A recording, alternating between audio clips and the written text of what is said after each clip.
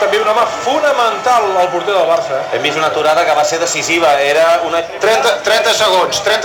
De la Lliga, el Madrid havia perdut el Bernabéu davant l'Sporting de Gijón, el Barça anava al camp del Villarreal, va guanyar 0-1 i Valdés va salvar aquest gol que havia significat l'empat i per tant no poder eixamplar la distància respecte al Madrid. Però no només a Villarreal, van haver una ratxa de partits que es van guanyar per justet, i en tots ells Víctor Borja tenia alguna actuació puntual amb el resultat apretat que va ser... Espera't un moment, Marc! Molt bé, doncs em diuen que